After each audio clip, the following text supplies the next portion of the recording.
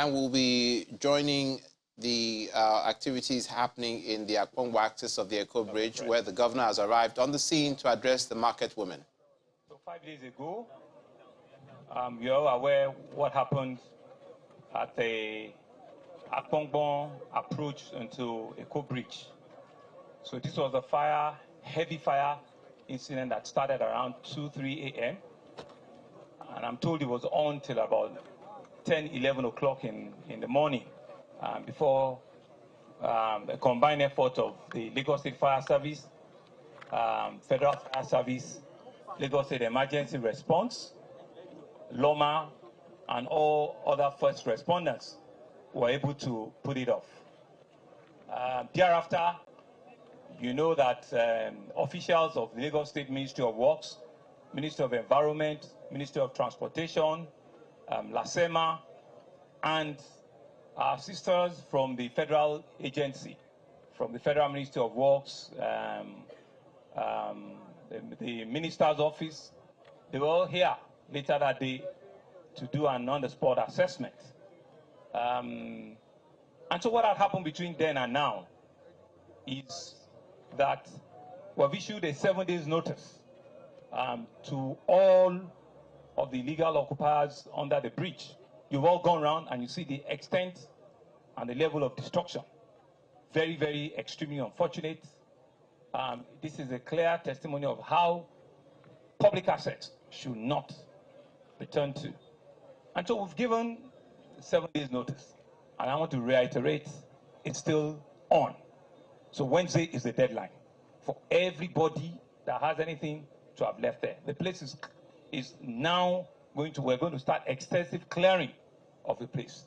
It's after that we can even get all the structural engineers, and all of the companies. This bridge was built by Julius Berger in 1974. So thankfully, they are still much around us. So it's only after then that they can even come and do the assessment.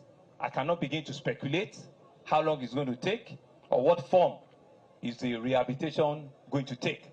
That is for the experts to see. But if you look at it physically, there are extensive destruction. You can see the amount of concrete that the intensity of the fire had to raise up. And so it's for all of us to see. But what we're about is to see how we can bring about as much as possible normalcy to traffic and the people that uses this bridge hitherto. And you will begin to see almost immediately, because I've seen it, that we can still have access into Lagos Island using Eco Bridge. If you're approaching from Stadium, from Surrey, from Costain, before you get onto the Apongbon end of the bridge, you make a right. And when you make a right on the cliff, you go through Leventis, Outer Marina, and you can get into Inner Marina, or you can go to Ibuteru. So you still have access to reach your businesses or whatever it is you are coming on the island to do.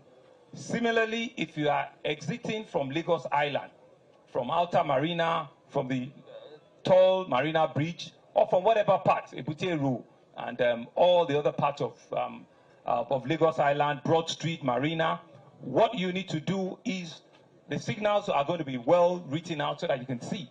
You will approach it from the Leventis, Outer Marina on Leventis, and you need to climb the bridge there. There'll be enough signals that will show you that once you climb the bridge, you can now approach from this bridge here, right? And you can join Eco Bridge. We're going to ensure that we clear every vehicle on this approach so that we can keep the 2 lanes that used to be available, when you come down Apongbon. Those 2 lanes, we have to ensure that we can give it back with these 2 lanes that is here. So nothing is lost in terms of the space, of the 2 lanes. So the activity of LASMA and the security service is to ensure that no vehicle park on this bridge, on the one on my right, and ensure that it's free and available for vehicular movement so that they can climb up. Once we can do this orderly, then we'll have eased the traffic, we'll have eased the journey time, and you can see a bus just climbing up. We can see that the approach onto Eco Bridge is certainly not hindered. And so what I want to say is, it's really for the Federal Ministry of Works, who are the owners of these assets, to come back to us and see how we can work together collaboratively. But I want to assure you that we'll do everything to ensure that normalcy is restored as soon as possible. But that is, we'll need to wait for the experts to see what level of improvement or rehabilitation has to happen on the bridge. Let me re-emphasize again that all of the traders, I've seen all their signposts. It's unfortunate. They refuse to take care of public assets. And all of the things that were happening under this bridge is totally unacceptable. Between the last 2 years and now, we've had 8 fire incidents in our various bridges. The one approaching, International Airport, the one going towards Mile 2, the one going towards Maryland, going towards Apapa. We had an issue with the one approaching from Malacca. So you've seen that everywhere, and we cannot afford to. Obalende, similarly. And so I want to use you men, gentlemen of the press, to let's pass on this information. Government is not about making life any more difficult for its citizens. That's not the plan. But it's for the citizens to know that their commerce and their activity needs to be done in proper markets, in places that have been designated as proper markets. I will work with the special advisor CBD and the local government chairman. I will see how we bring forward representative of the traders, and we can both identify where we can reallocate or relocate them to very, very, very quickly. And these are some of the things that we're going to do to ensure that they do not miss their source of livelihood.